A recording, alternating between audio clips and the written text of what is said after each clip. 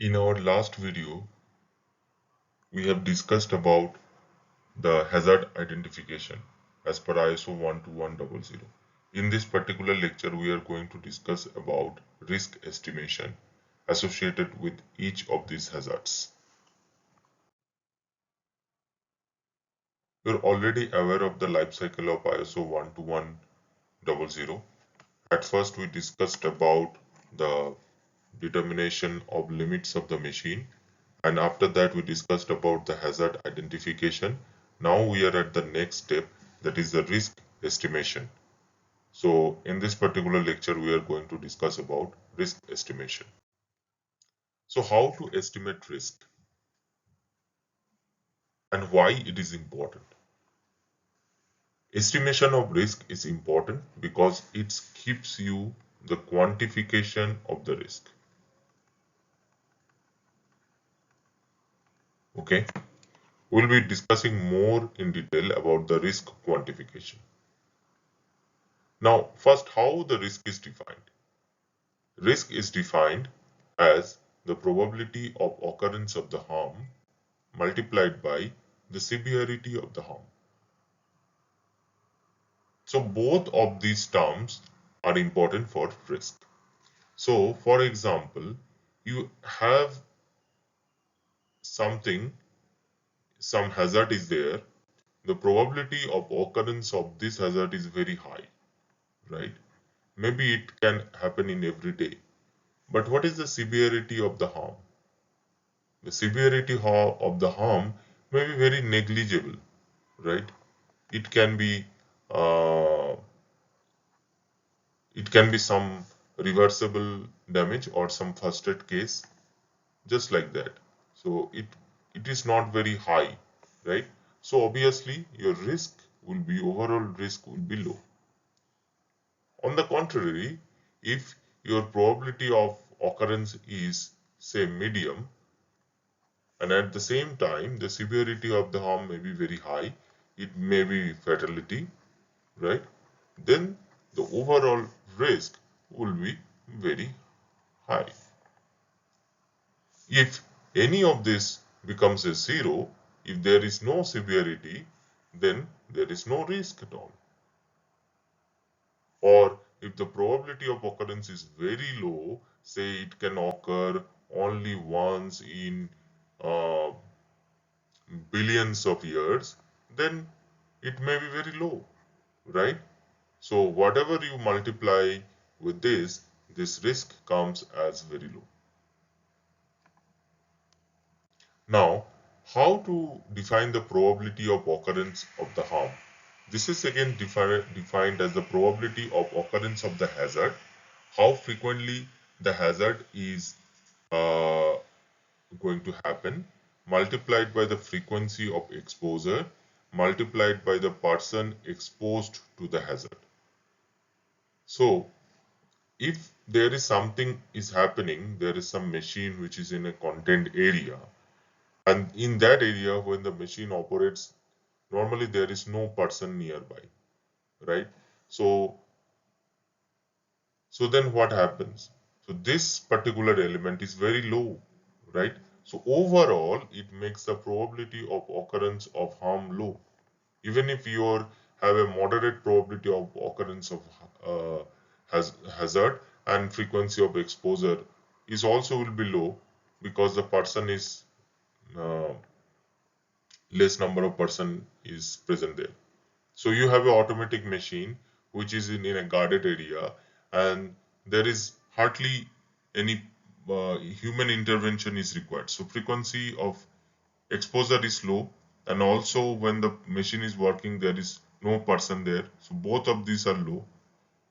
So and even if their probability of hazard is occurring is high, the overall probability of occurrence of the harm becomes very low. So this whole thing, this whole risk is, you can take this term to here, right? So this is basically this is your P, this is your F, this is your N, and this is your S. So overall, your R becomes SPFN, and this is called as hazard rating number or risk priority number. So while doing hazard identification, we identify many hazards, right? Some may be of very high priority or posing very high risk. Some may be posing low risk. This hazard rating number or risk priority number will gives us a scope to prioritize the hazards and the take action accordingly. The hazards with a high risk priority number or high hazard rating number need to be addressed first, or more mitigation or prevention measures are required to the hazard with high hazard rating number. So this is how hazard rating number helps. Okay, now this hazard rating number or risk priority number can be different from organization to organization. This is a particular or typical chart that you can see here. So severity is categorized into multiple different categories. Again, probability of occurrence of hazard is categorized into different buckets. Frequency of exposure categorized into different bucket, and number of person exposed to the hazards are categorized into different bucket. And each bucket is given a particular number, right? And this number increases as the severity or the probability of occurrence increases or frequency of occurrence increases. As you can see, if the hazards can cause only a scratch or bruise, the rating is 0.1 versus loss of one limb or eye can lead to a hazard rating number of 10. Similarly, almost impossible gets 0.033 whereas probable gets a rating of 8. Again, frequency of exposure can be annually, monthly, weekly, and accordingly the rating number increases from zero point 0.5 to 5. Similarly, person exposed to hazard. If 1 or 2% is exposed, the rating number is 1. Whereas if 8 to 15% are exposed, the rating number becomes 4. So this may vary organization to organization because a certain organization or certain machine uh, maybe get exposed to different amount of person, frequency exposure can be different, all these things can be different. So depending on that, this risk priority chart can be different. This is just a typical chart. Okay, so there is another ISO standards, ISO 14121, which helps in defining this risk, right? And depending on the total risk that you get by calculating through this formula R is equal to SPFN, right? Then the risk can be categorized as low. If the rating is within 0 to 5, risk can be categorized as moderate. If rating is within 6 to 50, and it will be considered as high if the rating is within 50 to 500, and the rating is considered very high or unacceptable if it is goes beyond 500. So as you can see here, this particular number increases in a magnitude of 10. So from 5 to 50 to 500, right? And then more than 500.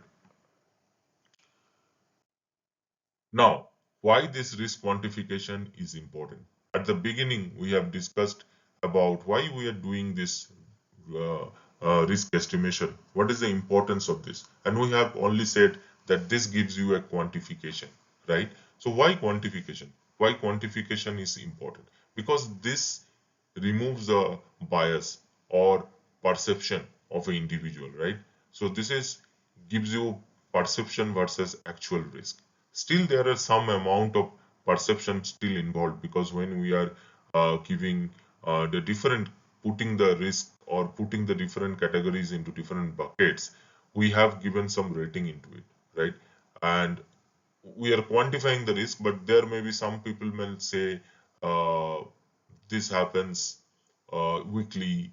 Some people may say no, this happens daily basis, and whether weekly should be given a rating of 1 and monthly should be given a rating of 10. All this, there are little bit of perception is involved, but still, if we follow the same chart or same table, so if A person is doing this work versus B person is doing this work, we'll almost get the risk within the same band, right? So the main importance of the risk quantification is to remove the perception and talk to the actual risk, right? So hope this risk estimation portion is clear to you.